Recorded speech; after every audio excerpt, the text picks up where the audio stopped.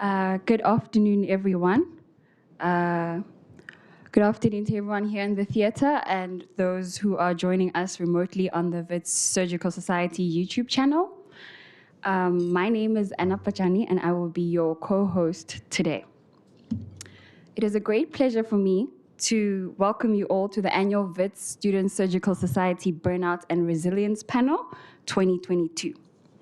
I must say it is quite refreshing to be here with you all. As we know, due to the pandemic, for the past 2 years or more, it had taken away the possibility of such, and thus deprived us of the social interaction that we longed for, especially in the upkeep of our mental health.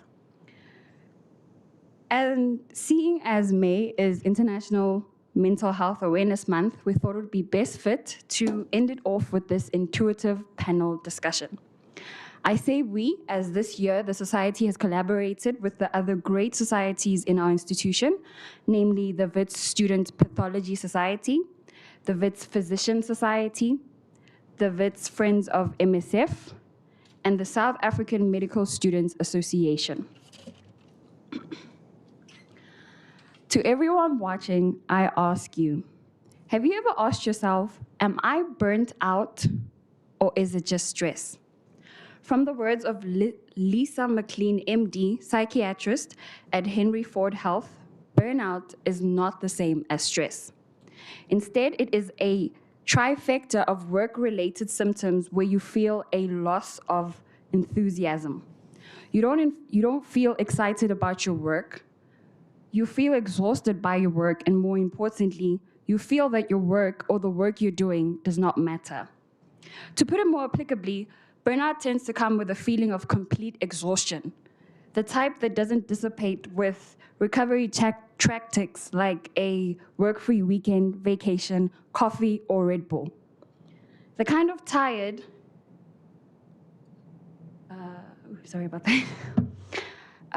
The World Health Organization classified burnout as a medical diagnosis, describing it as a syndrome resulting from chronic workplace stress. However, I must point out that though the term is described in an occupational context, it does dramatically impact every aspect of your life, be it relationship, your own well-being, and your health. I'll now hand over to Alexia Ray.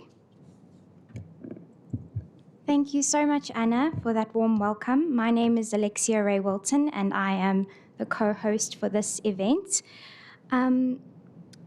So Anna described the various characteristics that burnout is known as. There are common signs that are associated particularly with burnout, but it's very person-specific. Burnout can present in every individual in a different way. The COVID-19 pandemic has cast a huge spotlight on this phenomenon, and for the first time possibly in history actually brought about the global recognition and importance of all of the members that are affected by this in society, but particularly healthcare professionals. It was estimated that about 40% of healthcare professionals during the COVID-19 pandemic were diagnosed with burnout. This is excluding any other external stresses and factors just due to COVID alone. Healthcare workers serve our country with courage and bravery, and they take care of others. So it's very important for us to take care of them. This year, we will be focusing our discussion on ways to acknowledge, deal with, and overcome burnout while still protecting our passion. We believe passion is a key factor in the practice of medical care. It fuels us to care for our patients and to show up and do our jobs every day. It is why we work through the hard days and the good days. Burnout can diminish our passion, taking a fundamental aspect of our motivation and turning it into cynicism, lack of motivation, depression, anxiety, and it makes us feel like we lose our purpose. So how do we balance this line of protecting ourselves from burnout while still protecting our passion? Well, it is myself and Anna's great honor to introduce our speakers this evening to answer some questions and share with us their personal experiences when dealing with burnout. I will now introduce our first panelist. Dr. Nogukanya Kanyile qualified as a medical doctor in 2015 and is currently pursuing her career in becoming a specialist pediatrician. On top of this, she engages with social media platforms as a mental health advocate to be the voice of health promotion, especially mental, amongst the youth and society. I personally look forward to her "Good morning, everybody" daily Instagram stories. I'll let her tell you more about herself.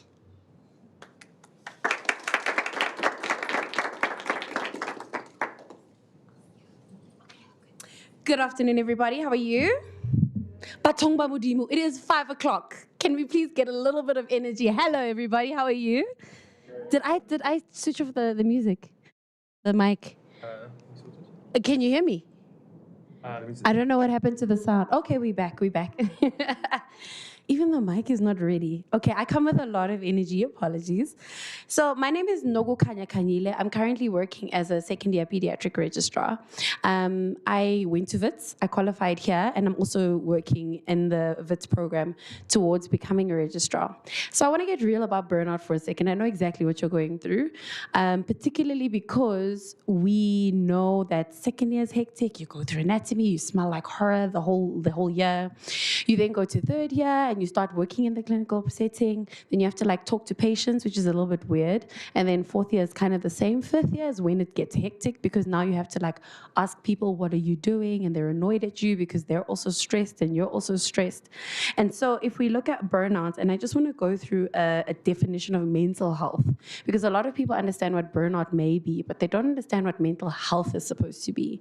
And that is a state of well-being in which a person or the individual realizes his or her own abilities. You can cope with normal stresses of life, and you can work productively and fruitfully. You're also able to make a contribution to your own community. So if we break down that definition, a lot of us don't have well-being because we don't even understand the dynamics. It's mental, physical, emotional, spiritual, as well as interpersonal health. We also have to look at our own abilities, and that's why social media and medicine is a bit hectic, because medicine has all these levels of people. You've got consultants, prof, you've got interns. The interns sometimes know more than the MOs. The MOs sometimes know more than the registrars. And there's ward rounds where you get chowed by consultants asking you questions. So you're always being compared to other people, and you never really get the opportunity to understand your own ability, your own passions. So let's be real for a second. 3 o'clock in the morning, what are you normally doing? Correct. So why are we expecting people to be functioning at 3 o'clock in the morning at the highest level of society, saving other people's lives? So if you really think about it, there's no helping other people at 3 o'clock in the morning. If you're doing medicine because you want to help other people, that's not going to happen. You are at 3 o'clock in the morning saving yourself. You are resuscitating yourself to try and stay awake so that you can save other people. So go deeper. What are you fulfilling in being up at 3 o'clock in the morning by saving other people? It could be that you really feel this passion that helping people or diagnosing conditions really gives you a sense of joy because you kind of find the answer to things. Could it be that you actually want to make your family proud? That's not a bad thing, because some people's passion lies in the pride of their family. Some people's joy comes from making their family proud. But when you protect your passion, that's also understanding that you have to protect yourself. And at 3 o'clock in the morning, if you're hungry, if you stayed up the whole night before and now you have to come and work again, if you didn't actually do the work to be able to manage patients at 3 o'clock in the morning, you're doing yourself a disservice. So as we go into this burnout panel, what I really want people to think about is, how does all the things we're going to talk about fit into you protecting your passion? And in protecting your passion, what things can you do to protect yourself so that at 3 o'clock in the morning, and when you are there, please remember me, go and eat. Because hypoglycemia is a deadly thing, not just for your patients, but for yourself and for your efficiency.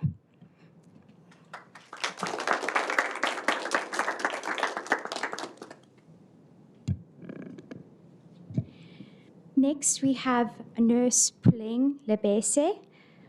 She is an icon in the nursing profession, practicing in the pediatric specialty for over 22 years, a true role model. Her experience and dedication to her job is something to be admired. She is passionate about primary healthcare, youth development, and nutrition.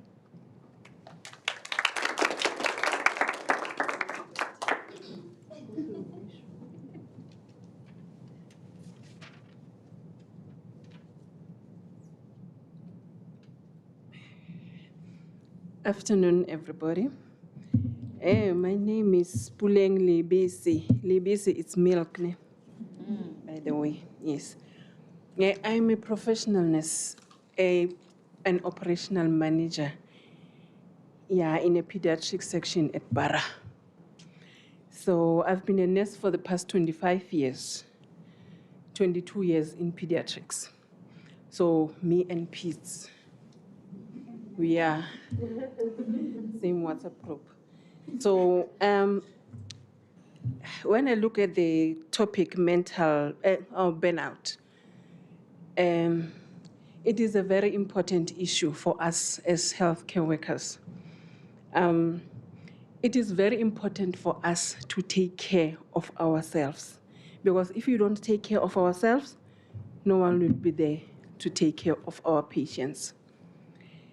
And according to Bailey et al., the research paper that was written in 1987, he has like 3 degrees of burnout that he's talking about. On the first degree, he's talking about being a bit irritable, fatigue. And then on the second degree, then you feel like you are useless, you don't matter anymore, and all those things. And then on the third degree, that's where it gets worse. Then it affects you physically. Then that's when you're going to have things like your peptic ulcers and your chronic back aches. And you see people having that abuse of sick leaves. I'm sick, I'm sick, I'm sick. And you'll also have people using alcohol and things, pick me up things. You know them. I don't know them. You know what you drink at 3 a.m. Yeah. So those are the things that they were talking about. And it is very important for us as healthcare workers to take care of each other. In my profession, I've seen so many of health professionals falling apart. And it is very important to be there for one another, to be there to assist. If, for example, I'm old enough to know, I know how to put up a drip, I know how to tell a doctor to, no, see, that's a beautiful vein, go for that one. And then if I'm there, and if you're struggling, don't hesitate to call me. I know, I will help you. So, but if I don't give you that hand, then you'll be miserable, and we won't get the goal that we are here for, to help the patient. And we also need to talk about it, talk about mental health. Tell somebody when you're frustrated, at least somebody to help you. Talk about things that frustrates you. Somebody might be able to assist you. And also, yeah, I did talk about supporting one another. So mental health for me is a very important issue. So we really, really need to talk about it. COVID-19 did hit us hard. Everyone was afraid. Everyone never thought that you'll go back home after, when you go to work, you say bye-bye. You don't know if that's your last bye-bye, whether you'll come back and say hello to them again. So we were also afraid. Even the community, because they were also afraid, they were putting a lot of stress on us. They couldn't visit, isn't it? So we have to give them information. And then if they don't get that information, they frustrate us telephonically. Mm-hmm. So you can't even walk to the bridge and say, I want cold drink, and say, and then they are there, they're having goodies for the patients, they can't go in. The security is blocking them. So you need to be nice, but you're having stress also on. So it's very important for us to talk about it. And also being mothers. I am a mother, that's my daughter. So you have a lot of roles. You take off your professional hat and then you become a mother, a wife, everything, a caregiver at home. So it's all of those things. They have their different stress levels. So it is very important to talk about mental health, and then we also need to really support one another. Thank you.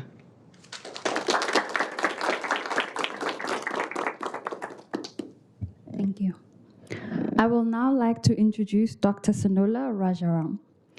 As a public health medicine specialist at the Gauteng Department of Health, she is no stranger to the needs of the medical professionals. These include burnout counseling and occupational health, to name a few. As a lecturer at Wits, she also dedicates her time to educating students on the topic of sexual assault, public health, and many others. Dr. Rajaram.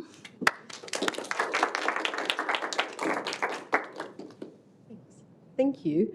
Thank you for inviting me this afternoon. I think for me, I would like to address the idea of burnout and resilience, things that we are actually dealing with in the coalface. So my job takes me, I wear different hats at any given time, and so I have a very different perspective on the impact of not only the COVID pandemic, but even pre-pandemic of healthcare in South Africa, and more especially in Gauteng. So I was once a surgical registrar. I was just thinking that I'm coming back home, which was in the Surgical Society. And when I was a surgical registrar, I did my MEd in burnout, and I actually measured the burnout levels in Baragwanath Surgical Unit, which was with Martin Smith. And I must tell you, this was pre-COVID, long before it even became topical, and it was tangible and palpable even then. What the pandemic has done, and during the time of the pandemic, I've played many roles. One is as becoming an occupational health specialist. I've occupied a role in the National Committee as well as the Provincial Committee and the Faculty Committee for Occ Health. And what you saw is literally the layering of tremendous stress that the pandemic brought on already burnt out individuals. And that was catastrophic. I do not think personally that we are actually seeing the true impact of that as yet on our healthcare employees. Everything from being impacted personally with COVID, the risk of getting COVID and the fear and anxiety around that, dealing with long COVID and absenteeism, and dealing with what I started to term colleagues or healthcare workers limping back to work after recovering from COVID, not being supported by an already fractured system by way of leave, compensation, ability to manage their medical aids themselves. And we're talking about the caregivers who are taking care of others. During the COVID pandemic, I'm also a superintendent of a regional hospital linked to the Charlotte cluster. The impact, again, was catastrophic, everywhere from pediatrics needing intensive care beds, and high care beds, and we're having ambulance workers or even delivery individuals being afraid to take samples in the early days because of the fear of COVID. So that impact has had this ripple-on effect. And I had read an article in Forbes just recently about the Great Resignation. And you talk about the impact of organizations and healthcare workers then not having resilience. And how do we build resilience or the ability to recover from such catastrophes back into our organization or our healthcare workers, or even in South Africa, which is already a fractured healthcare system. So for me, thinking about resilience and what makes individuals who are doctors in training or nurses in training have resilience going into an already fractured healthcare system, or for that matter, those who are belonging to the healthcare system and what gives them resilience. I think that's really the conversation for me that really is becoming more powerful or more timeless now. And then also addressing ways into how we can get burnout addressed within our employees. And if you think of the three struts of burnout, which is anything, and I think our distinguished nurse would have mentioned the different grades. You're talking about emotional exhaustion, you're talking about depersonalization, and a lack of sense of accomplishment, which are really the three struts of burnout.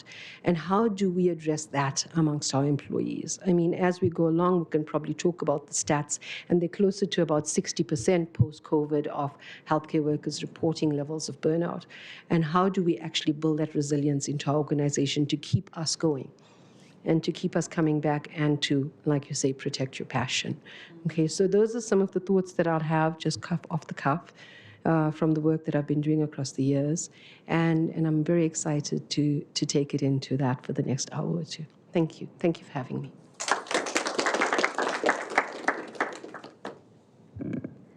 Our final speaker that I'll be introducing today is Dr. Maria Conta-Georges.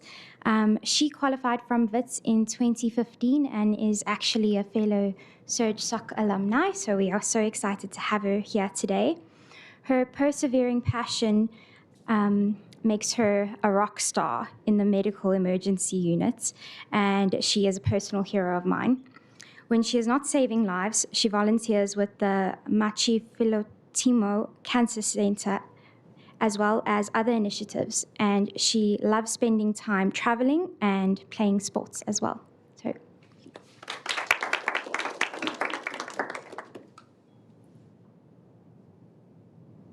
hi everyone, my name is Maria Conta-Georges. I graduated from Wits in 2015, and then I went on to do my internship at Chris Hani Baragwanath Hospital. It's an experience, but it's a good one. I then had a different kind of ComServe experience. I worked at SAPRA, so it was the South African Health Products Regulatory Authority. So I did basically clinical pharmacology, so non-clinical medicine for a year. And you'd think because it's a desk job and all of that, you wouldn't experience burnout, but burnout affects all aspects of lives in different professions, but just in different ways. I'm currently working in emergency medicine in both public and private practice. And there, in the state environment, obviously there's the lack of resources and all of that, but private itself also has its own issues and its own politics. And everyone experiences burnout at some point in their life, whether they admit it or not. And every single person on this earth will struggle with their mental health at some point. And I think the main thing we need to do is getting over this taboo on mental health. Like it is okay not to be okay. That is the thing that we need to address. The big thing for me, I used to be that person that would say I'm okay. I'd have a rough day, I'd be struggling, and if somebody asked me how things are going, I would just say I'm fine. And I'd carry on and pretend like everything was okay. And I think COVID specifically and that third wave made me realize how difficult things actually are and that it's important to talk about what you're going through. Because you'd get to work and you would see your colleagues burning out in front of you. They'd be tired, they wouldn't be eating. They would hardly greet you. Everyone would just basically just nod at each other and just carry on. And when you're at work, even when you're experiencing burnouts, especially in the emergency department, you have to function. You have to be awake, you have to be alert, and there's that adrenaline rush, so you just get through the day. But when you get home and you're sitting with your thoughts, that's when everything starts to hit you. And then you get home and you don't want to speak to your family or your friends, and you start withdrawing. So it doesn't only affect your work life, it starts affecting all aspects of your life, your relationship with your friends, with your family, with all the things you want to do. And I think another thing in medicine, we always think that we need to compete with one another. And I think that puts a lot of pressure on everyone. You see your friends writing an exam, or your friends are now specializing, and you feel like you're behind. But we are not competing with anyone. You can do things at your own time, at your own pace. It's okay to try different things, and if you don't like something, you can move on to something else. The most important thing is that you learn from it. Yeah, and I feel like if you do that, you're able to cope with things better and identify when you're struggling with things. Yeah, so I think today will be a good discussion. It's a very important topic that needs to be addressed more often, and yeah, I'm looking forward to chatting with everyone. Cool, thank you.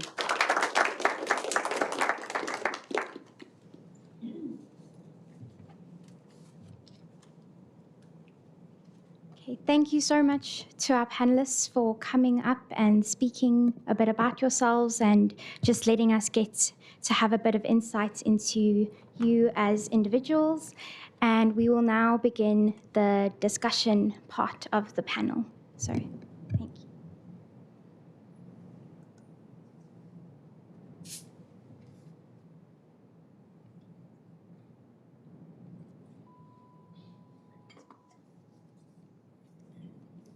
So, this is a very informal chat that we are going to have because I think putting any kind of serious or structure, too much structure around it, takes away from how personal and important it is, and allowing all of our panelists here to give us their insights into their experiences. And I encourage everyone watching to listen. If something resonates with you, see how you can explore further. Okay, with that, the first question we have today is, do you think that being able to identify burnout helps with preventing it? Not entirely, no. Because a lot of the time, you get into it's this.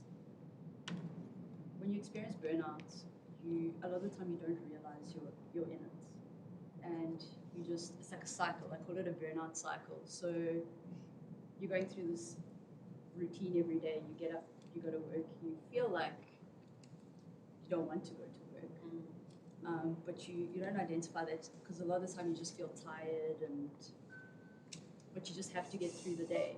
And then when you get home, you literally, most of the time, you just don't speak to anyone. You eat, you shower, and you go to bed. And if you don't have somebody that's there for you that can actually let you know that you're in that burnout cycle, a lot of the time, even if you know what to look out for, you won't pick it up in yourself. And even if you look at your work colleagues, so the best example I can describe of burnout is when somebody sends a message in the morning saying, guys, I can't come into work today.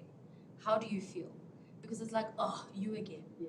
Or, oh, now we have to pick up this extra work. Or, oh, now who's going to do that part of the procedure list that this person had to do? So it's not even that we're just saying that we ourselves are going through burnout and we don't see that we're in that cycle. But when our colleagues are going through the same burnout that we're worried about and we all talk about and we say we're going to support each other, what are you going to do when that WhatsApp message comes in from the same person every couple of days? Are you going to say, okay, but friend, are you okay? Like on calls, I can see that you're struggling. You're not eating. Can I help? Sorry, guys, I like food, ne? So I'll talk about food a lot. But you're not you're always coming into work late. And it's the small things. It's the person coming up a little bit later. They're taking longer to clock a patient. They're taking longer to do things that normally you guys as a team would get through quite quickly. And the one thing we always do is, hi, that person is so slow. But why is Maria being so slow today, guys? What's Maria, what's happening? We talk about each other instead of going to Maria and saying, friend, what's happening? How can we help you? Are you okay? Are you sleeping enough? And burnout is not just a me thing, it's a we thing. I think our systems are indicative of when you say identify burnout, would it help us prevent it?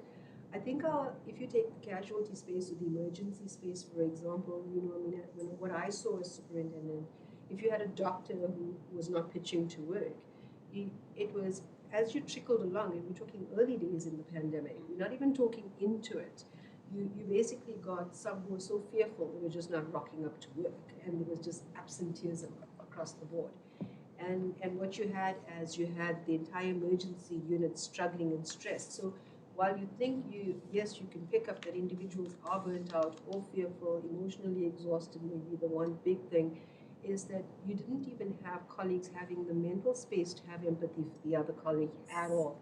So there was none of that. I mean, I had a mom who literally, a physician who literally needed to go home because she needed to check on her child who was feverish, etc. But the others were like crashing, like, dude, no, you cannot go. You cannot let her go. You can't, because we are not coping here. I mean, what are you going to do to put it back in? So my question would be is, what is the ability to identify it? And if you do identify it, what do we have to do about it?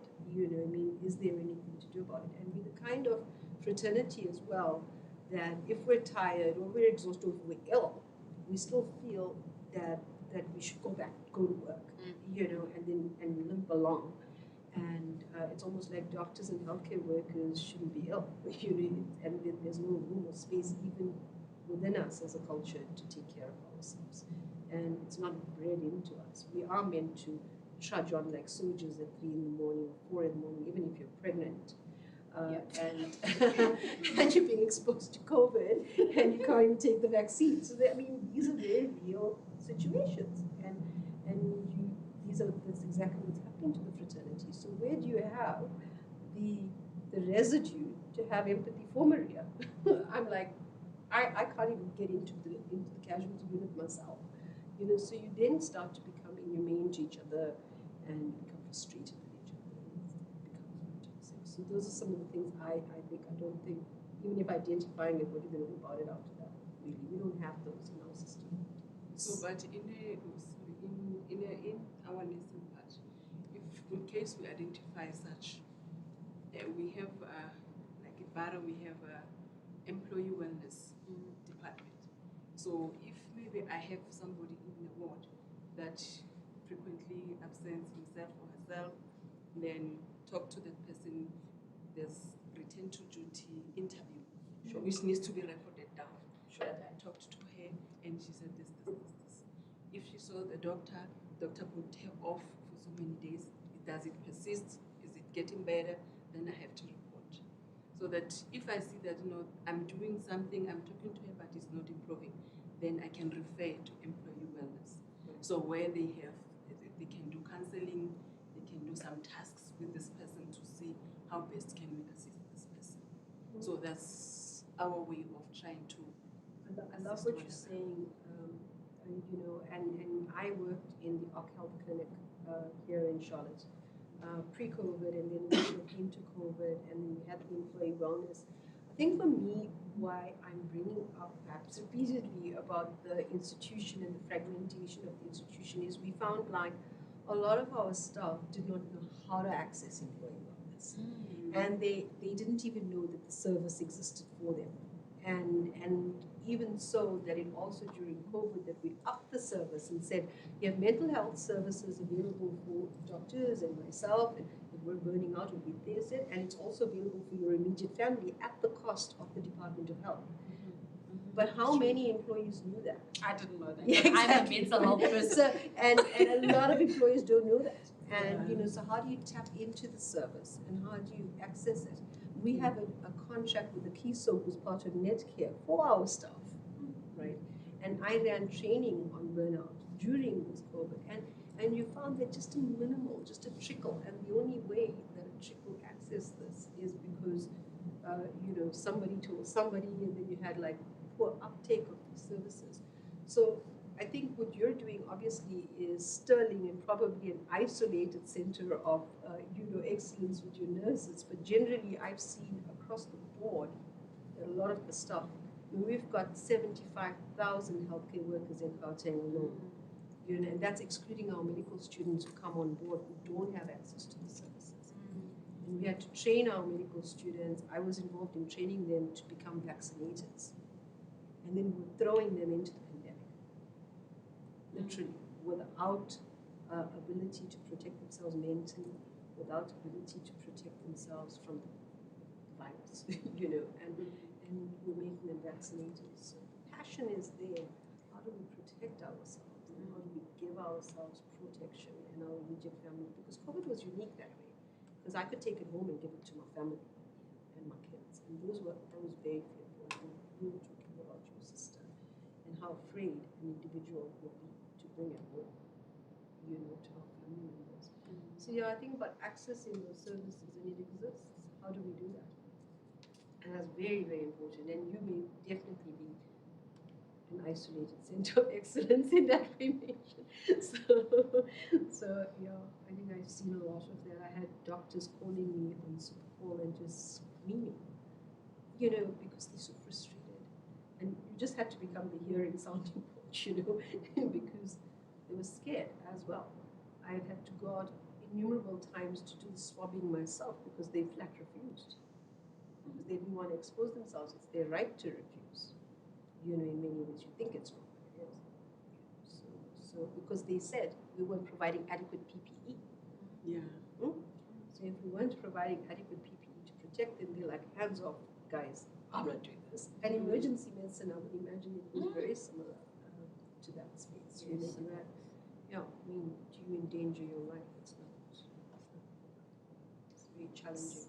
So just going off of that, is there any advice that you could offer to colleagues or friends experiencing burnout, ways in which they can reach out to other colleagues, even if they are having a hard time, and lend support but without compromising yourself further?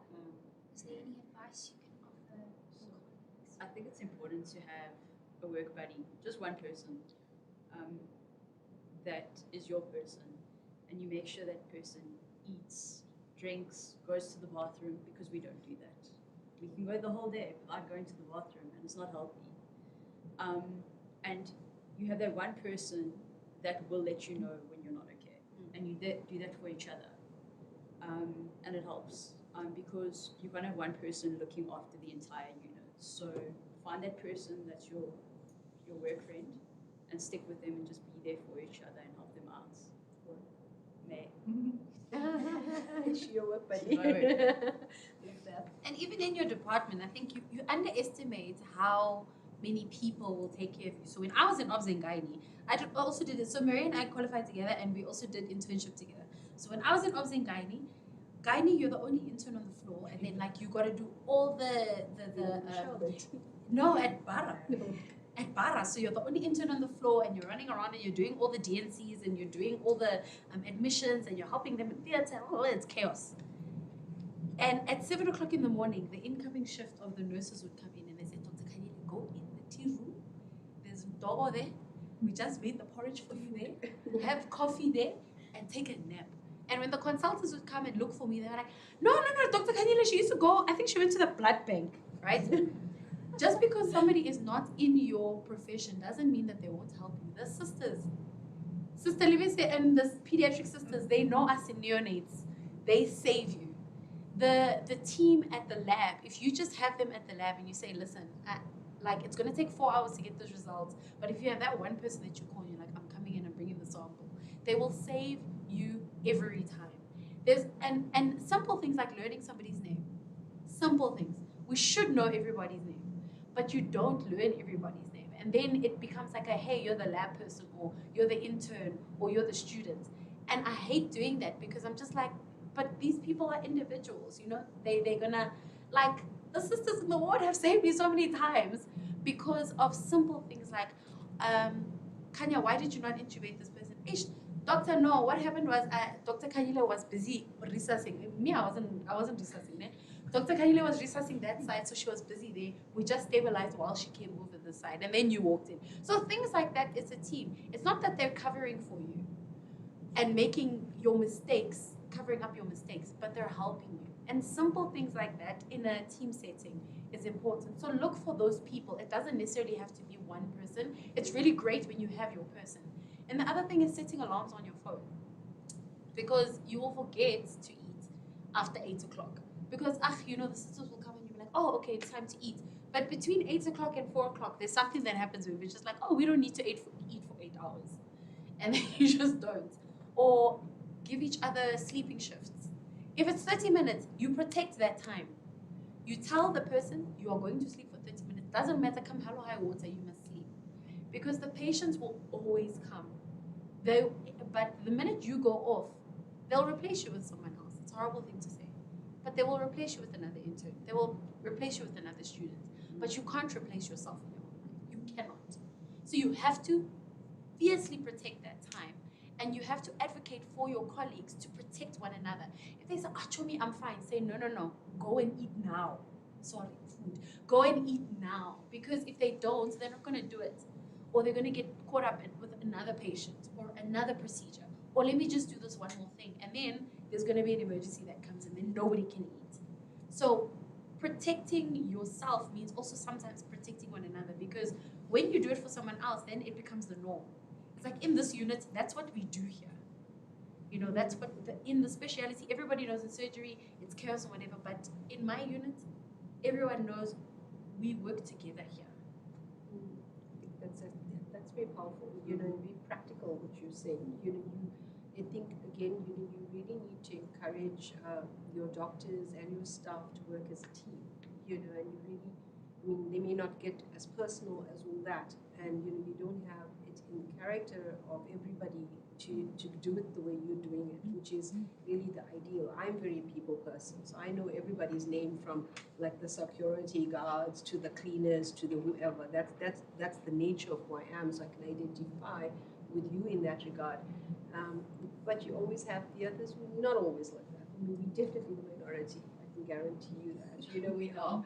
And you know, but what I want to say is that COVID did really bring out the best in a lot of people working together, because we really wouldn't have survived. You'd think we didn't survive well, but we survived very well considering how little resources we generally have. And I must commend our fraternity in that people came from all corners and all sorts of nooks and crannies, and they kind of had some humanity towards each other, because normally on a normal day, Barrow on that budget will never survive. And on a given day, Charlotte would crash. And like, you know, you have Helen Joseph and every other place in between that will crash. So I must say, colleagues did start to see a bit more humanity, and I love that about, maybe that's definitely a plus, not just on all doom and gloom, it's definitely a plus that you saw the humanity of each other, really trying to pull each other through, because we definitely did that. And I love the eating bit, because we so forget to eat. And I think I used to definitely go off, even when I do rounds as a superintendent. So that was one of the big things we do rounds. So you really have to be a jack of all trades, you know, from the ICU to the peds to obs and gynae. And you know, we tried to sort of like shift it. But what I find, and I think small things, like you said, will help, is like starting to create canteen spaces that are good. Starting to create available coffee and tea and milk for our staff, that'll be great, other than trying to steal the patient's bread, you know, in between. Or, you know, I think it sounds very menial, but it's really real. Where employees really start to feel, you know, part of something that they care for. You know, we started something up like the Fridays where you bring something and you're going to eat, you know, together in a sort of a social 1 hour lockdown session. And so I think, you know, those little tangible things are real, like even the alarm setting and that. So I appreciate what you're saying. I think it will really help our colleagues to stay together, be together, because you're in it. You can't exactly mass quit, even though there has been a great resignation. So you're right, you might as well pull each other through. And you get those little coffee runs that everyone does when somebody just goes and gets coffee for the whole unit. Like that one cup of coffee just makes such a big difference. And it's warm, and it makes you It's like a hug. I used to order KFC for the staff. Oh, listen to that. Just put some, you know, some unnecessary calories on, so it's like really good. And it helps. It lifts people's spirits up. You know, I think there was something. So I have a very strong link with the St. Jude's Children's Hospital, and it's an oncology hospital. And something that they did that was really part of community is that they had this cart, this love, like the self-care love cart, right? And they'll take this cart around, and on this cart, you know, it was obviously volunteers, and some of the staff were the volunteers, you know, on their off days. And on the cart, it would be anything from, and this is going to sound rather silly in the South African setting, but it had everything from aromatherapy oils to like bits of chocolate or like lollipops or like coffee sachets and all of that, and you roll it around, and any of other staff can just have it. And it sounds silly, but it's real, and it's fun, and it's caring. And I think we can implement such things. You know, they don't really cost an arm and a leg, and we don't have to wait for the budget to be approved from, you know, central office. But, you know, you can even kitty onto those things. But, you know, things that we're all human. And I think that the one key factor about burnout is depersonalization, or a lack of accomplishment at the end of your shift. And these are the struts, and we really need an emotional exhaustion. And anything that can lift your spirit, you know, is critical and important. And I think we need to implement find that sometimes because of COVID, we haven't had like a lot of celebrations, like as a team in the hospital setting. We do have such. We have Christmas party for everybody. Come, let's eat and dance. That's why Christmas calls are fun.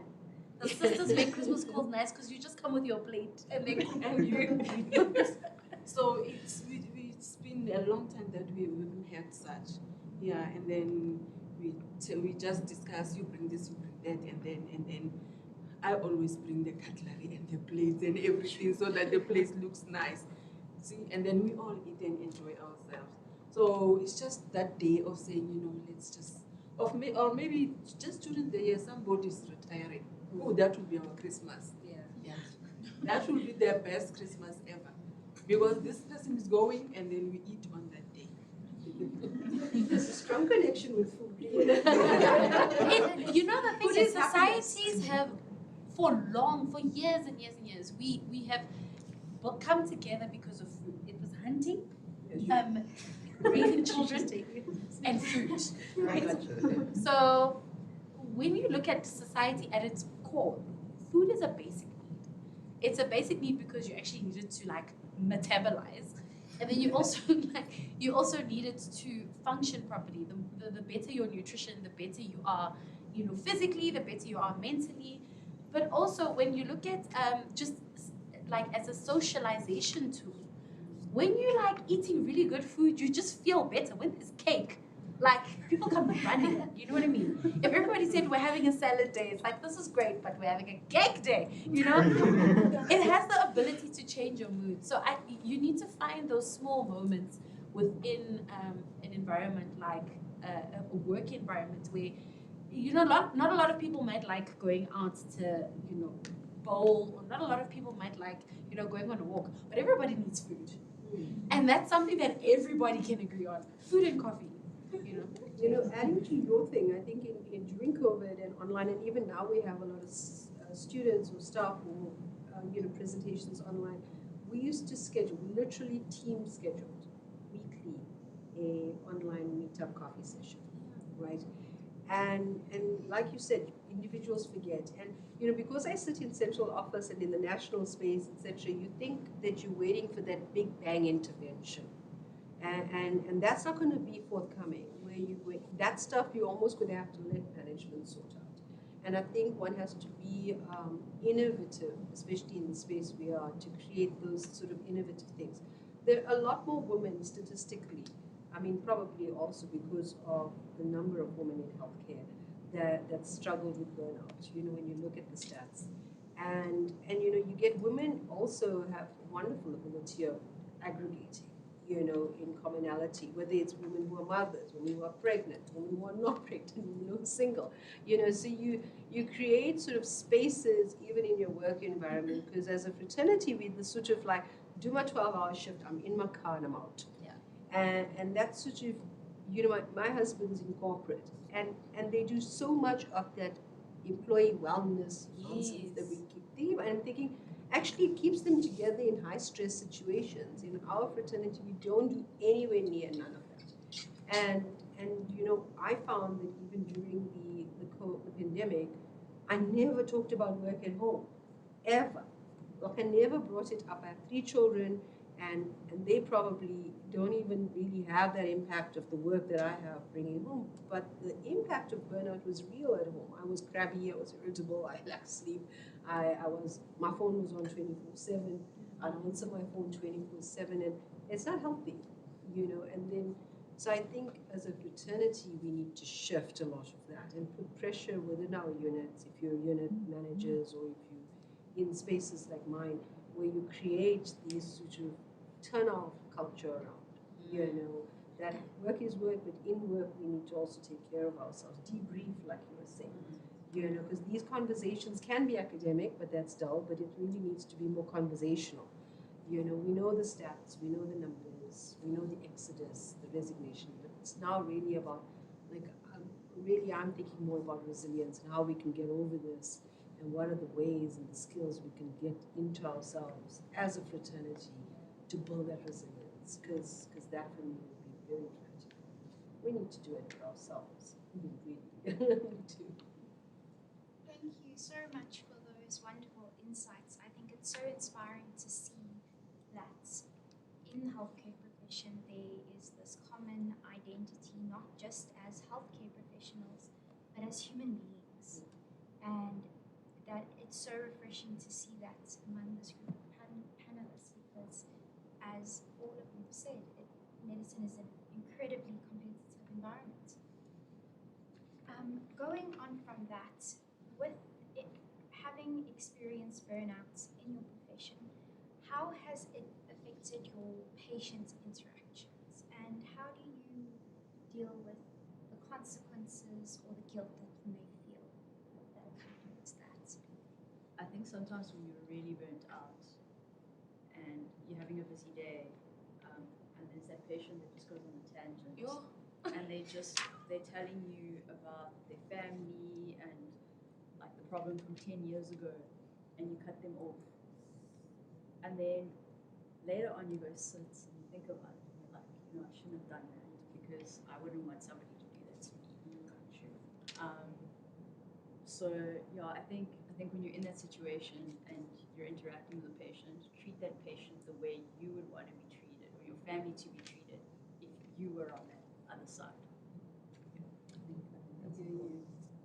I think a lot of the patients I saw during the time of, and I told you about this, the time of burnout were, because I do like to do 2 calls, and this for me was like almost mandatory to the era. 15 years ago, I used to do the private net-care calls, and we had medical legal. So during the pandemic, I did medical legal, rape, domestic violence calls, and because I'm so tired and I'm so exhausted, and these are very sensitive cases. You almost dragged it out, and then you ended up seeing these patients longer than you would. They go off on a tangent.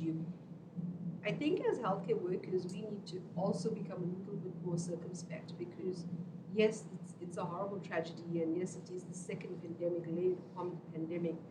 I think as doctors, if we want to serve our patients well and we want to serve our families well, we need to self-protect. And we need to understand how to accept what can be done even within the prescripts of our system, as horrible as that may sound, really. I mean, it is, trust me. I obviously failed in pediatric cases, but, in that sector.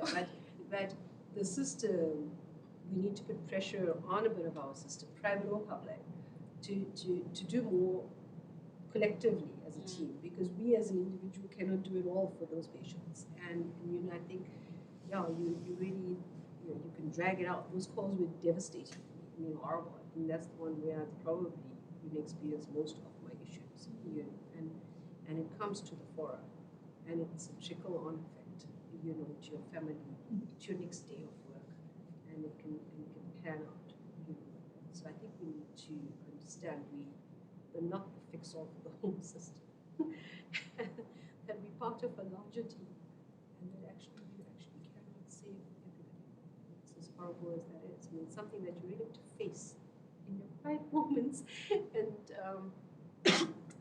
and to really face it, and it forced you to face that. It was really tremendous. Even sometimes you find that, like, sometimes it's post-intake in the morning. Yes. Yeah, and those, it's just a lot of babies and mothers who are tired from sitting in the admission ward the whole night. They're tired, they're exhausted, and the doctors need space to go in. And then you tell them to go out. And then we tell them to go out, and then somebody says to me, "Sister, I'm hungry." She's hungry. She's been there since yesterday. She was at the clinic, referred to the hospital, and then she stayed the whole night, and then she's hungry now. And then I'm in a pediatric unit, and then I just need these sick children to be taken care of first, and then I'll see her later. Later, when you think of that mother who said, then you look for that face that said, "I'm hungry," an hour or so later, and then you find her lying there in the grass, and then you just feel, "God forgive me," and then quickly you take her, and then you bring her back, and then you make some tea. 100%. So there are situations whereby sometimes because you wanted to deal with the sick babies first, and then you then attend to them. Yeah, so sometimes, but then you definitely needs to I think we do something about it. I think we need to accept as well. Like, so, you know, I mean, part of why I got into public health, I thought I could change the system. Didn't we all? Did we not You all? know, and then I think in the past 2 years, I really, and it's been hard. You know you're going to go see a pediatric patient in medical legal. It's not going to be fun. I literally used to pack food like I do for my kids to take because I know that child's been waiting forever. I know that one. I'll be like coming up, the doctor coming in with all the food and the snacks and the whatever and the however. And then you have to accept deep inside of you that that's the best you can do. And it's hard and it's rough. And I think learning how to live well the next day. And this is going to sound, and it's not heartless. Trust me, I'm coming from like 15, 20 years of like tears or cries or whatever you think you have. And I remember one of the students asking me, how do you deal with this after all these years? I didn't deal initially. I crashed for sure. And then I had to realize that I matter, you know, and that I'm going to have to say this is where and the best I can do, but you say it in the way that you best can say it. And you're going to have to hope that the system captures some of it. And I think that's something you really need to reflect on for yourself, that you need to still be able to get up the next day and be happy with who and the best that you could have done in the circumstances that you're at, because that's just going to contribute to your burnout. It's going to contribute to you becoming depersonalized and disconnected and wanting to resign. And you don't really want that outcome. So yeah, you need to internalize that for yourself. Everybody in medicine and healthcare is smart, right? Let's get off that one. So try and use some of that to internalize that and make yourself more resilient. So I think inherently we can't change the government, but you can change the system. And I think panels like this are really important because then we can kind of have conversations and we can get ideas from people. And then like, this one is going to go to Cape Town, that one is going to go to Port Elizabeth, that one's going to go wherever. And when you implement the small changes in those environments, people then start kind of seeing the benefits of that. And then sometimes they respond to it. And sometimes it becomes a thing that they do in the unit. And sometimes they go right back. But what's important is not the fact that, you know, we can't change the whole system because it's too big. We can't. But what we can do is change attitudes. And an attitude starts with an act that becomes a habit, that becomes a systemic, you know, thing. Like I was saying earlier, it's what we do here. And if you look at the best example is from the nurse's point of view. When it's tea time, the sisters will cover for each other. This one will say, doctor, I'm going for tea. That sister's going to help you. And she goes off, and then when she comes back, she relieves that sister, or he relieves that nurse, right? When it's time to go off at 7 o'clock, doctor, I'm going off, here's the team coming on. They cover each other so well, and even though they have those systems, they still experience burnout. And that just goes to show that just fixing one thing is not going to fix the entire system. But when you have those little things in place, we're able to do that better. And just going on about, you know, when it comes to burnout and our experience of burnout, people don't know that you can have chronic burnout, and that means you can come in and out of it. And the best example of this is when you go into internship, you're like, I'm going to be the best intern. And you go and you do the roster for all the interns, and you allocate everyone, and then the complaints start coming in. And then they say, okay, guys, we need somebody to pick up an extra call. And you're like, I'm ready. I've got this. I'm going to be the best intern. And then you start realizing, these calls are actually quite hectic. Maybe I can't pick up an extra call. So then the next month you don't pick up the extra call, but you're like, you know what? I'm still going to work really, really hard. And then the third month you're just like, I'm so tired. I can't see my family and my friends anymore because these calls and these hours are so hectic, but I'm probably just post-call. Oh no, wait, it's post-call. Because post-call is actually a thing. I think it's a syndrome. It's worse than post-call. It's worse than post-call because you're expected to function normally, but you're still tired from the day before because you didn't really sleep. And then you're like just all over the place. And then you get to the end and you're like, I just need to make it to the end of this third month and then I'll go into a new rotation and I'll be fine. So now you're burnt out in this third month. Then you get into the new rotation, you're like, problem solved. Thank God surgery is done. And then you move into the next rotation, obs and gynae, way. Same problems. Who's going to pick up another call? I'll pick up another call. And you're like, really, ma'am? Did you not just complain about the system being problematic from picking up another call? But I'm going to be the best intern there is. And you know what? So I remember in final year, getting ready to study for my last exam. And I didn't care. I was like, I just need to see that 6-0. If I can just see that 6-0, I don't care about being the best anymore. I just want to get it done. Like, can I just finish? Sounds about right. You know? And so when we understand that resilience isn't about fighting the burnout and then doing better after the burnout. Resilience is saying preventing the burnout from even becoming something that happens. Because yes, we experience stress. Yes, we experience a lot of traumas, crises that happen in our lives. Resilience is saying those small steps every day, the therapy that you start before you have the problem that leads you to seeing somebody, every now and then. It's identifying your triggers. So for example, with me, I know that if I don't want to go to gym, that's a problem. Because I use gym as a, it boosts my immune system. When I don't go to gym, I get sick. It boosts my energy levels. It also boosts my ability to work. Because those calls are hectic. Like, you have to physically be strong. You're standing for 16, 17 hours a day, running up and down. So if you're not physically strong and able to do that, that's how I know, okay, no, my mental health is going off. When I don't want to see certain friends. Like, there's other friends that tire me out because they just want to rock the whole time. I can't rock all the time. But there's some friends that are really good for your mental health because they just help you debrief. Some family members, when you pick up those individual triggers, because then you start to see, before you even get to the burnout stage, that actually my resilience is starting to slip a little bit. At work, when you start seeing that, my discharge summaries are slipping, hey? Then you start noticing, okay, I need to actually go back to my standard and maintain your standard with small tasks. You don't have to be the best intern. Guys, I'm sorry, they're going to forget you. It's fine.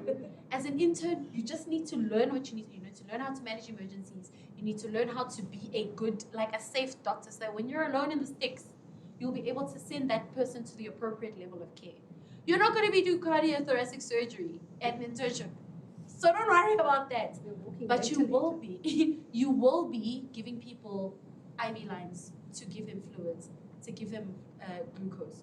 You will be stopping seizures. You will be resuscitating and doing CPR. That's the stuff you need to know.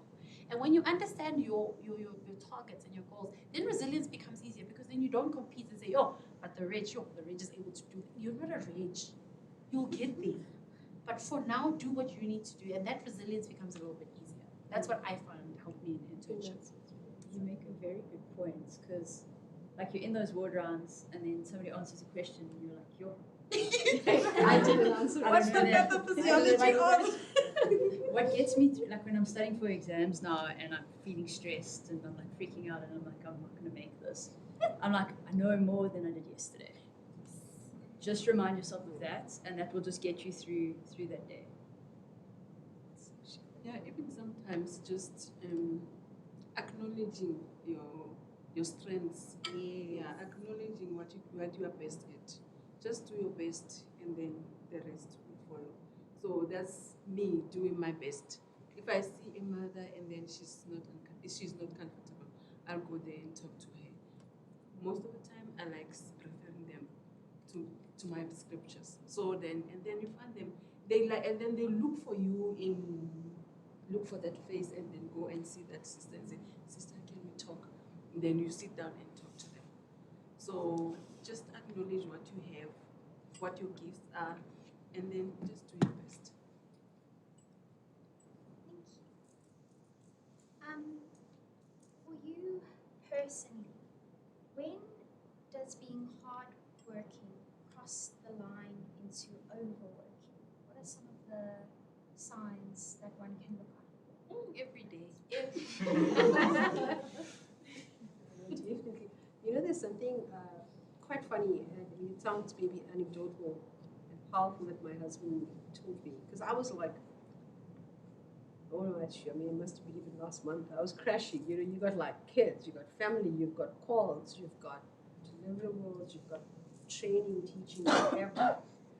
And he says, don't schedule things within your schedule if your schedule can't go. Because I'm like arguing with him, like, you know what, I thought we're in this together, like you're supposed to do this, why am I now only doing it? It's like a sort of like a strange thing. I mean, the man's a very high performing CIO, and I'm thinking, how does he manage all of this? But he's like, the idea is that actually we need to stop that, right?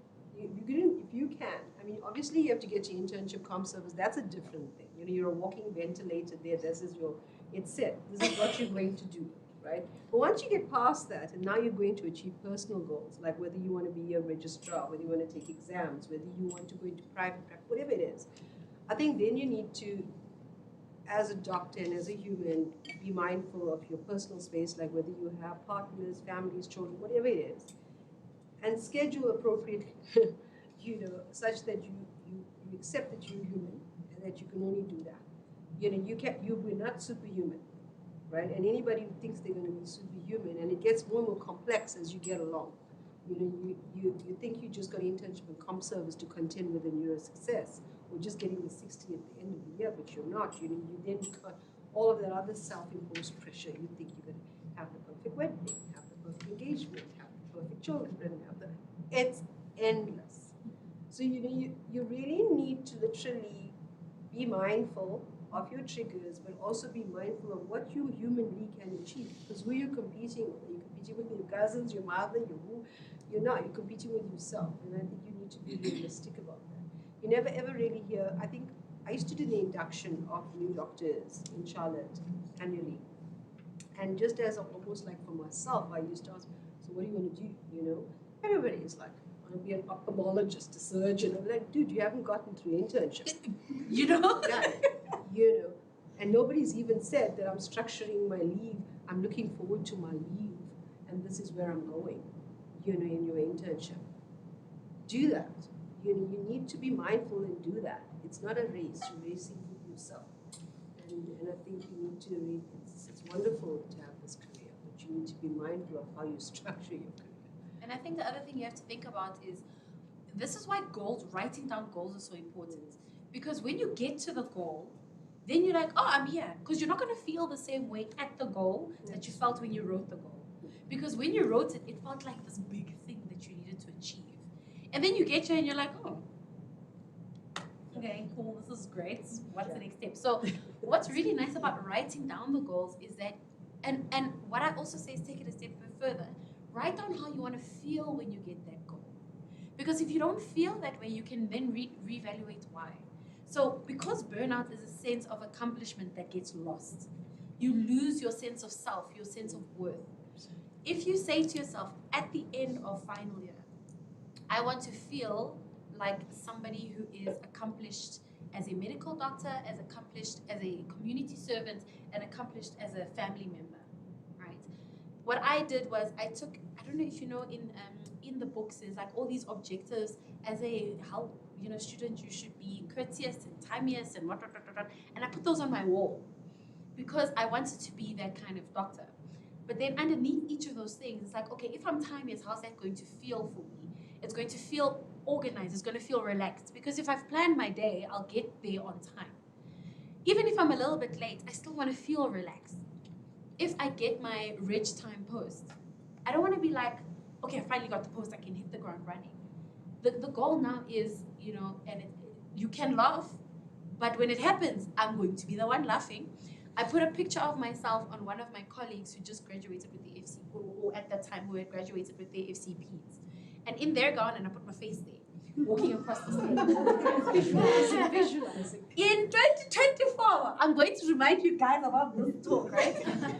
But that's going to be me walking across that stage. And how do I want to feel? I want to feel happy. You don't want to get to the end of your goal and feel exhausted and feel like, why did I even do this? Why did I waste all this time? And even with burnout, hardworking versus overworking is, if you are doing the thing you love, you're doing your passion, you're doing this thing that since you were a little child or since high school or whatever, you're doing the thing you told your parents and your family and your friends you want to do.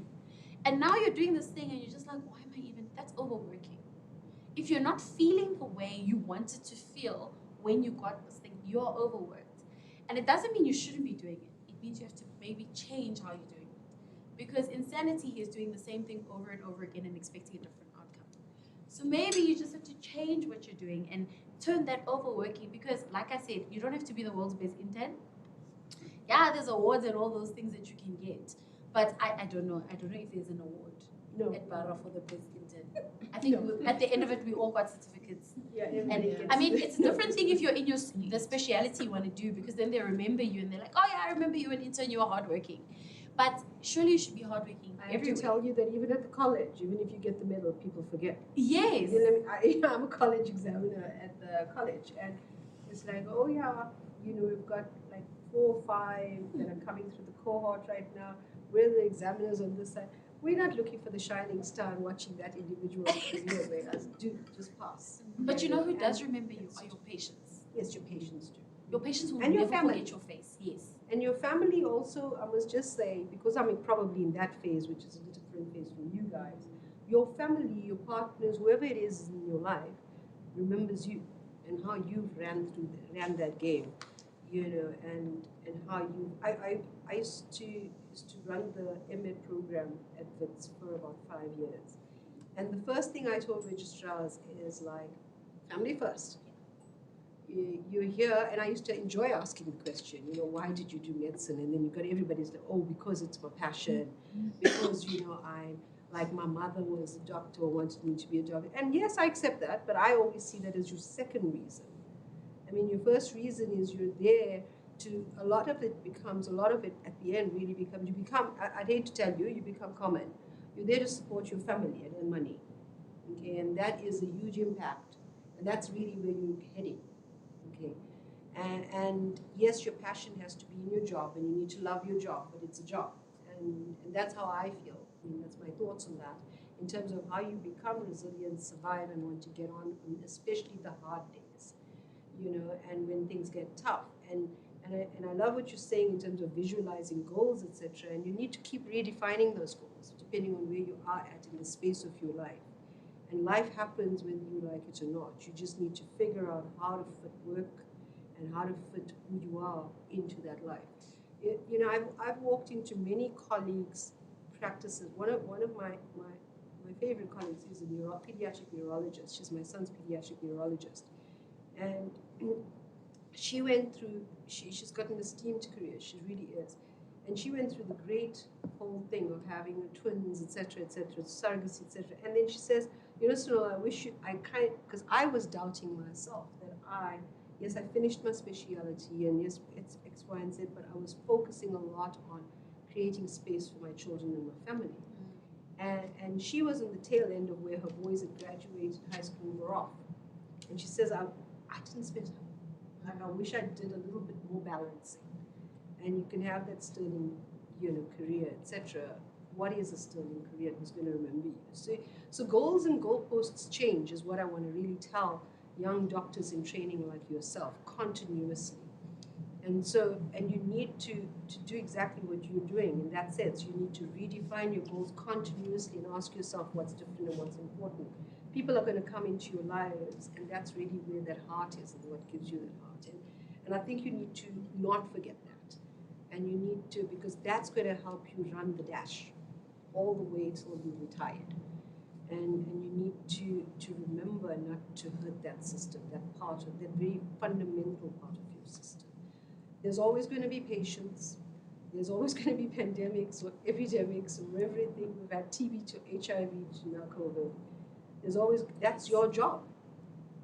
And it is, yes, your passion, and yes, you want it to be your passion, but it actually fundamentally becomes your job somewhere along the line. And so just bear that in mind when you're aiming, and to fill your life with other meaningful things as well, you know, so that you don't end up flattening before 30. So, and you can run the long race, and you could be a race.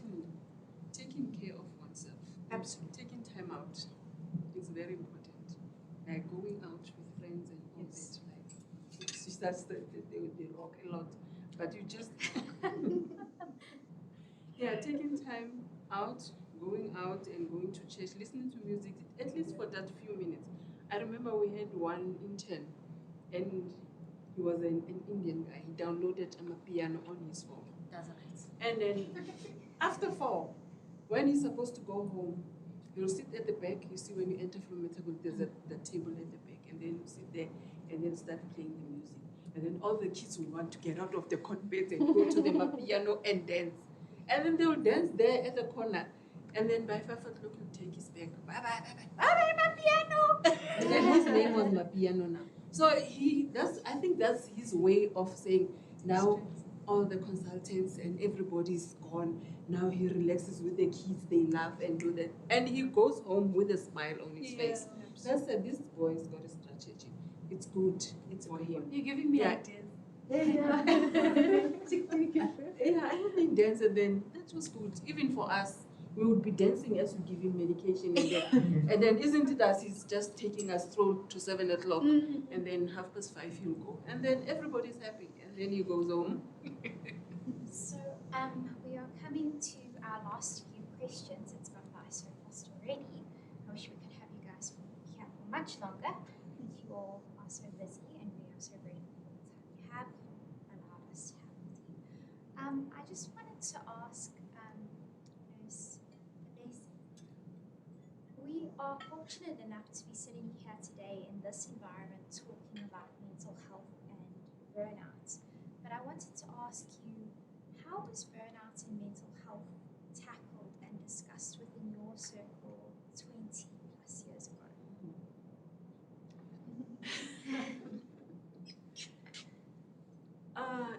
Before, it wasn't really something that we talk about a lot like now. Now that we have systems that we can be able to refer somebody when you identify that this person has got such and such a problem, like I mentioned earlier, employee wellness and all those things. We wouldn't talk about it. We'll just rely on what you are able to do when you feel stressed. Yeah, most of the time you rely on that. Some of us, sometimes I would think even your character, the kind of person you are, it really helped us. I'm a very calm person. I don't really shout a lot. Yeah, I don't really shout a lot and I want things to be done. And then so seeing somebody down and I always see them quickly and then I'll just say, consultant, that doctor is not okay. Did you see how yesterday she went home, but she wasn't fine. She's my child too, so she needs to be okay. So that's the thing. So even so, then 20 years earlier, we were not really talking about such things because I should think there was that maybe negligence on the part of mental health, or maybe we're neglecting it or something. But now it's better now. We are really, really talking about it. We are really, really trying very hard to address it. That is why we even try to get that employee wellness people to come and do in-service training. We have a month for them, just for them to talk to nurses. But doctors, we don't really involve them. And they don't, I don't know if consultants know about this. Yeah. I don't know. Is it that hierarchy system? You know, that hierarchy that like you've got, it's almost like doctors see themselves separate from nursing, that sees themselves separate from physio, from OT, you know, it's, and I think, that first of all, we need to break those barriers down, you know, and it's almost like, even at my point, you've got consultants just walking off and leading their lives and leaving it to the registrars, or then the registrars to the interns, to, you know, there's nobody connecting with that. I agree with you that in those days, like, nobody talked about it. If you burnt out, that's your problem. You just need to come on call. This is from the medical doctor side. Yeah. You know, I mean, you're obviously talking from your perspective. And you just needed to trudge along, you know, and plod it out. And it is a high-pressure fraternity. It is. You know, competitive and challenging. Surgery, emergency medicine, hectic. I mean, like next level hectic. So I think, yes, we talk a lot about it more now, but we need to teach each other to be part of a team. That might start somewhere. I mean, I used to particularly enjoy the culture of nurses praying in the morning Oh, in the my unit. favorite. And because what we deal with is life and death and healing. And yes, we accept there's different denominations and some atheists, some wherever you lie, whether you're agnostic, whatever it is. But it was so uplifting to walk into the unit and have nurses deliberately pray and or making some noise in the morning before you start. And so it's a very powerful tools that we don't have that regularly. And one other thing, when you find, she says she likes it, but at times you notice we are standing here, we are praying, and a group passes by. Hey, you know, isn't that cold? Hey, you know, and I'm praying here, guys. Just 2 minutes, then we'll be done. But then somebody will be talking to that one and talking. It's like, what you're doing. But you must persist because it's powerful. It is what it is. So my final question is quite a big one. It's a two-parter. So there is this idea going into medicine when you finish your final years of study and you go into your internship and observe. There's this word burnout that's out there. You know, you have this anticipation that you're going to experience it. It can be scary and overwhelming.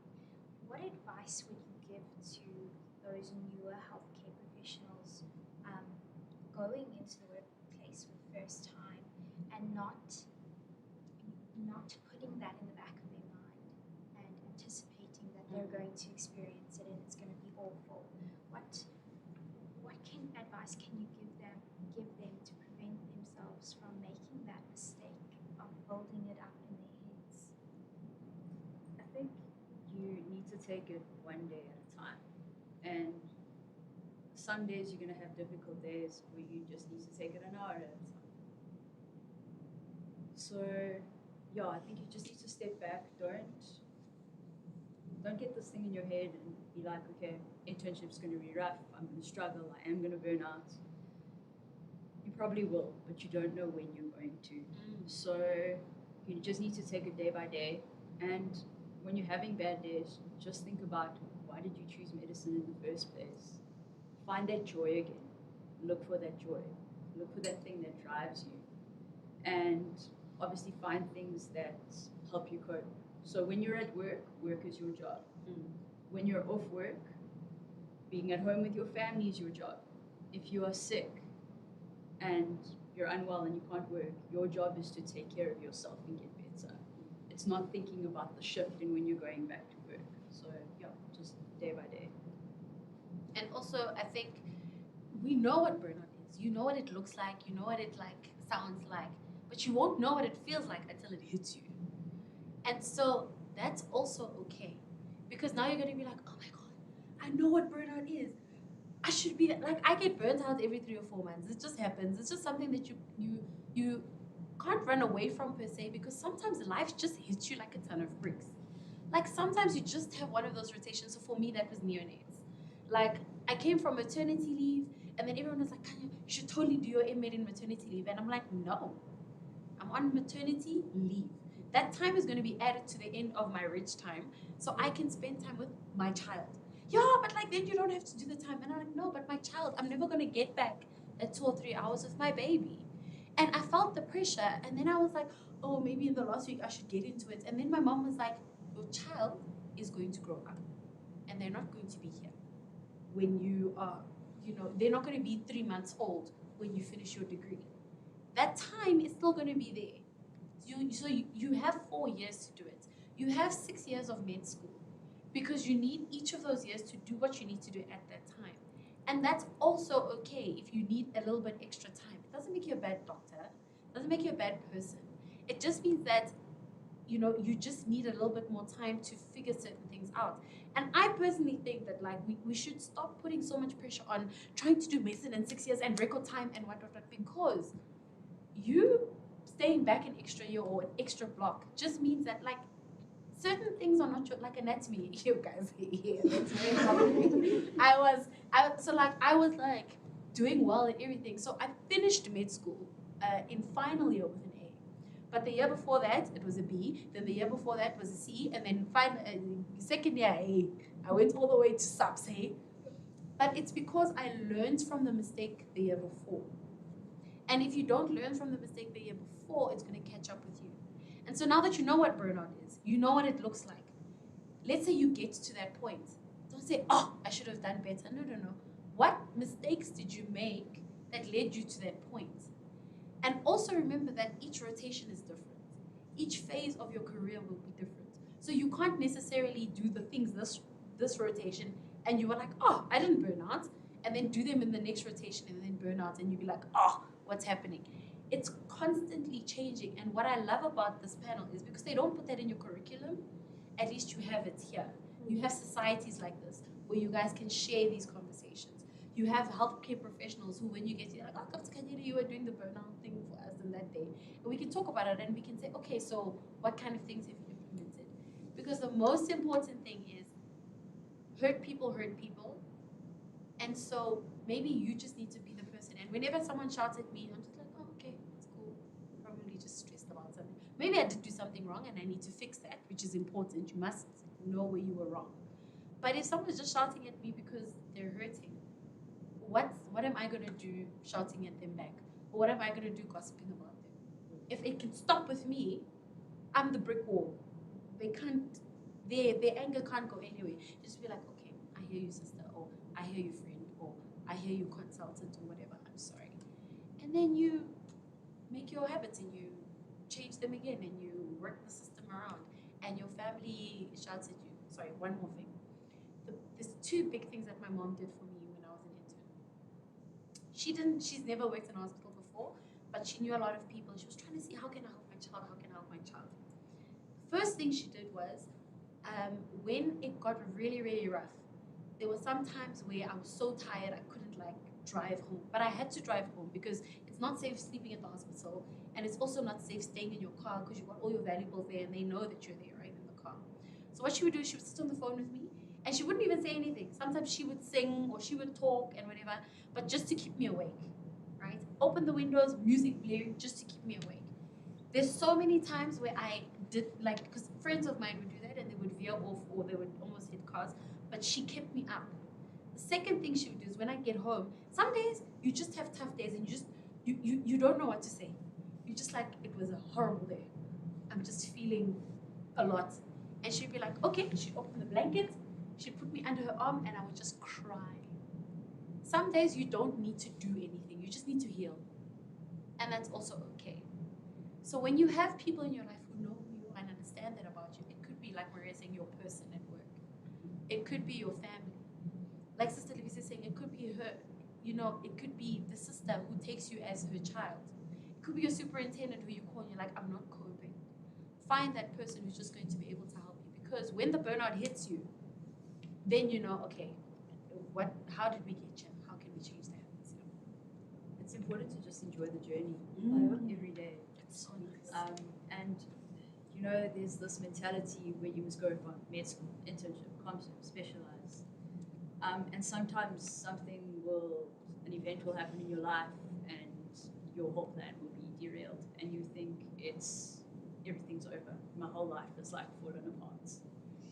And then, 2-3 years down the line, you're like, okay, like this thing happened. It sucked at the time, but I've grown as a person. I've learned a lot from it. So just it's okay. It's okay to take your time. And guys, cry and eat and nap. Cry and eat, yes. I have a friend that we'll like hang out with. We'll hang out together. We'll eat. We'll chat, and then we'll nap.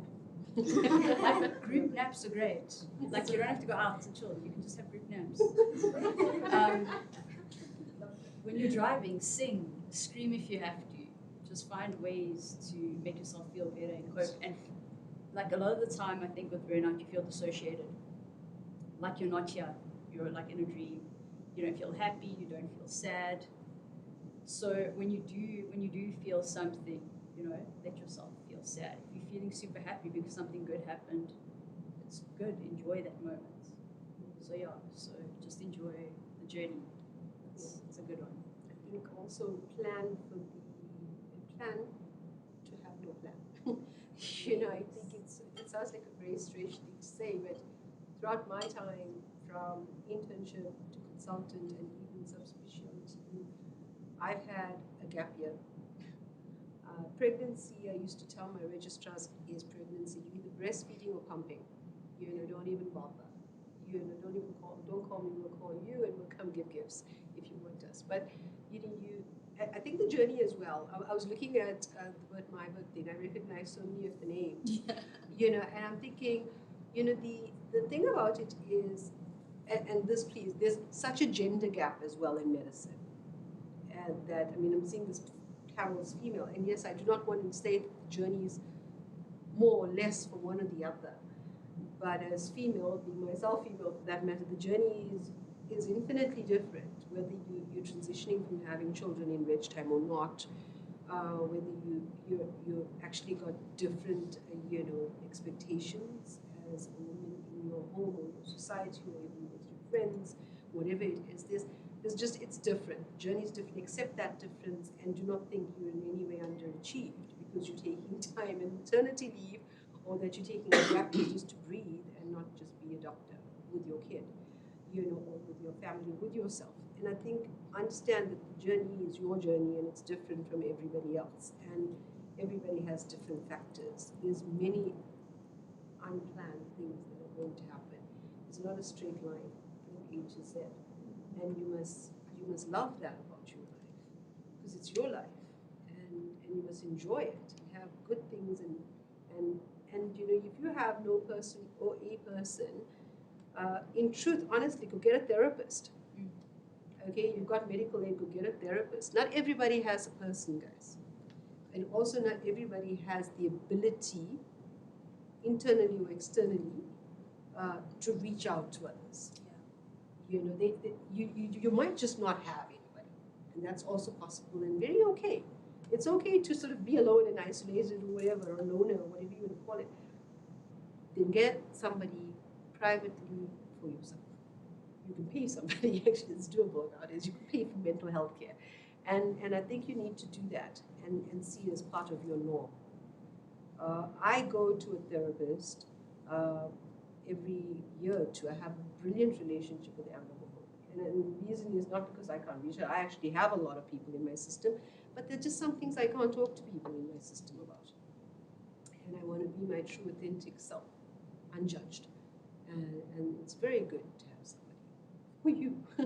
You don't need to make it a little spectacle, but you just can just do it for yourself. Consider it like your job.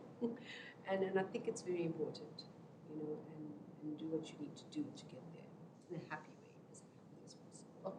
So yeah, that's my share in terms of things. Because I think sometimes you don't want to burden like your family and friends. You don't. So having a therapist, you just go sit there and they just look at you sometimes and they let you vent. Yeah. You can just say everything you need to say. And it should be okay to say that you have one or not have one or keep it to yourself. It should be okay just for you to find something or some person. I don't condone talking to the wall because the walls don't talk back. Have a human, that you can talk to, whether you pay them or don't pay them. And so I think that's something that I would say in the journey of getting to this point is critical. Yeah, for and our also, fertility. taking time to take care of yourself. That's the most important thing. Going out and also going out, taking care of yourselves.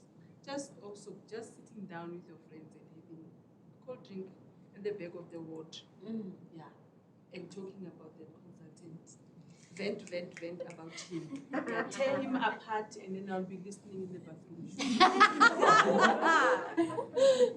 Yeah, they are tearing him apart. Phew, I didn't know that they saw that. So when they come back, it's better. They feel, they are in a better mood now because somebody said something and then they were laughing about it. And then when they come back, they continue with the shift. So it's nice to have those small happy moments in your career and enjoy it. It's nice. Can I just add, there are free services. At Wits, you guys can go to, what's this campus? That one. I don't know what it was called. In our days, it was that other place. It's changed its names. They have services there. They have campus health. They have, like, I'm doing like a lot of work now with South African Depression and Anxiety Group. So they've got this Brave Together WhatsApp line that you can get. And it's like free, completely free. If you go onto things like Psyched, there's all these resources that nobody tells you about. And sometimes, like, you just have to Google, where can I get free help? And it's there. Community healthcare centers. In the clinics or the hospitals you're working at, there are like places where you can go and say, listen, you don't even have to say it to you. You can say, no, I need there's a patient I have who needs some help. Because what we don't understand about mental health is that it's a we thing. It's not just a you thing. And it's not only your responsibility to take care of yourself, because it's difficult. Sometimes you can't take care of yourself because you just physically, emotionally, mentally are unable to. And that's also okay, because you've gotten yourself to a place of dysfunction and you just can't figure out a way. Like, one of the signs of depression is a lack of creativity, a lack of motivation. So if you're physically unable to do that, allow other people to help you. And that's what is really great about panels like this. What's really great about free services like that. Instagram, the right services, right platforms on Instagram, they can really help you get the help that you need. And use it. Accept that it's fine if I can't do this by myself. I think that acceptance is important. I think we need to learn to also receive. Doctors tend to be A-type personalities, generally, by and large. Or you want to be leaders in your capital, leaders in your unit, whatever it is. Learn to receive some commentary from any quarter. I mean, it could be your patient telling you that, doctors, why are you so happy and grumpy? Is something wrong with you? Learn to receive it, and then, because when you're down in the sticks, you want to learn to receive it with some humility, and that's hard. It's really hard to hear it, and like, what do you know? I mean, you know nothing about my life. Of course I'm not burnt out and I'm fine, and you're just the patient, or like somebody's going to tell you something. Learn to receive those signals and then get help. I think that is critical. Yeah. Thank you. Just to end on a light note, I would just like each of the speakers to just tell us what makes you feel happy after a really bad day. I think I can guess. For me, wow. At the end of a day, I actually, honestly, I like driving. I may have, when I get home, I have to hit the ground running. And this is even before children. So I actually like taking a longer route home and playing and blasting my music. So I almost always, I have some sort of strange playlist. And then occasionally, when I know I don't have that much responsibility, I'd stop for a glass of something with it. And I love tea, I'm addicted to tea. So I'll just stop and have tea somewhere in a random spot on my own. Or, I don't know, well, if you're Indian, you know what's a bunny. I had this one spot, I used to just go and eat a bunny, like completely just eat it on my own.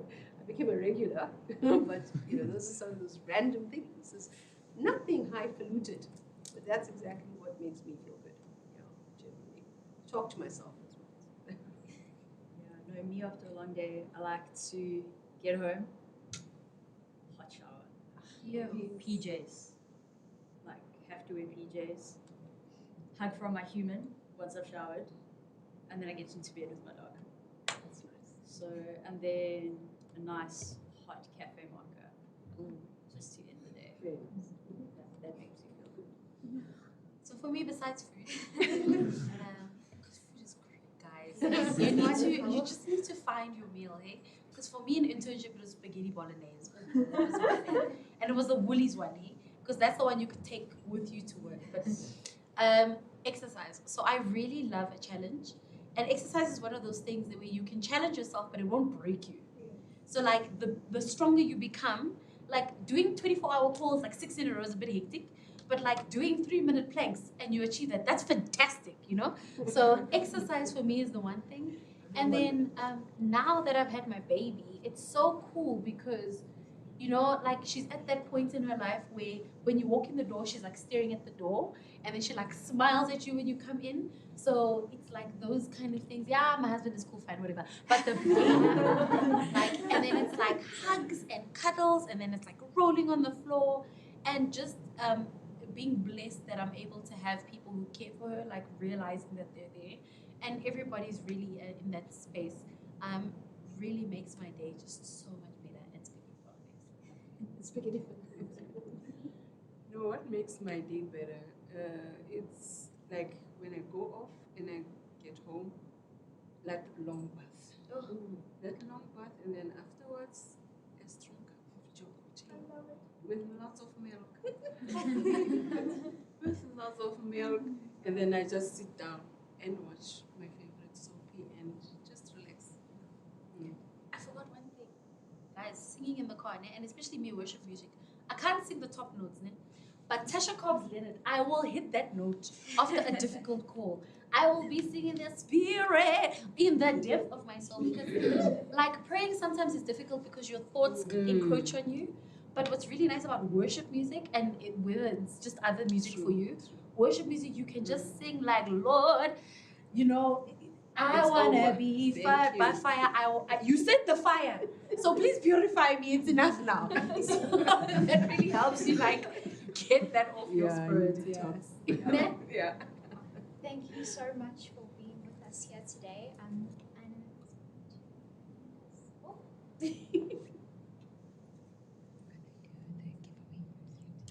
Right, before we end, we are going to be doing a giveaway. So everybody who RSVP to the event or is watching online is going to win a little care package hamper. So let's see who the lucky person is.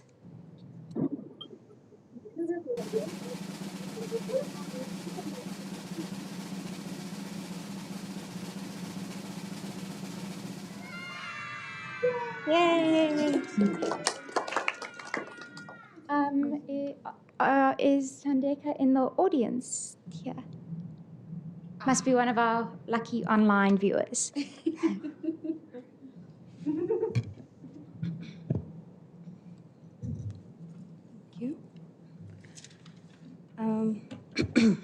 So we've learned a lot from our insightful panel. Nurse Levese said we should take care of each other. Dr. Rajaram advised us that it's not a race, that you're running against yourself, and you should structure your career. Dr. Kanyile said in those 3 a.m. shifts, you must eat and take care of yourself. And Dr. Maria also reminded us of an affirmation being, it's okay not to be okay. I ask that when you go home or when you log off, that you introspect and really take the time to ask yourself if you resonated with anything that was said here today. I encourage you, as Wits students, to visit the Office of Student Success website. There you can find many resources on the things that were discussed here and so much more. Additionally, there's the Wits Student Crisis Line that is toll-free and available 24 hours, 365 days. I'd also like to thank the Department of Surgery for letting us use this venue. Thank you to Olives and Plates for providing us with the treats and refreshments to be enjoyed shortly. Thank you to the societies that collaborated with us for this event. And in our own little way, we would like to thank the panelists for taking their time to be with us today in the little form of chocolate. So I'll just ask Lecturer to help me hand these out.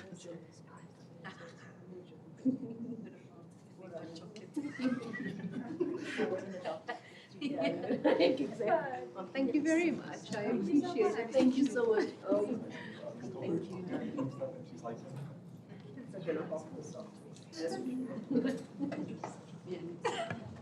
Okay, and with that, I will invite you all to join us in the tea room. We just ask that we let the speakers go first.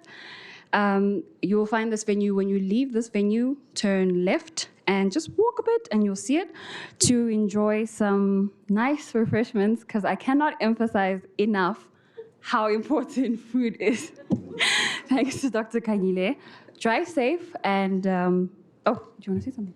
Oh, sorry. If you are having trouble finding the eats, just follow Dr. Kanyile. All right, thank you. Drive safe and good night.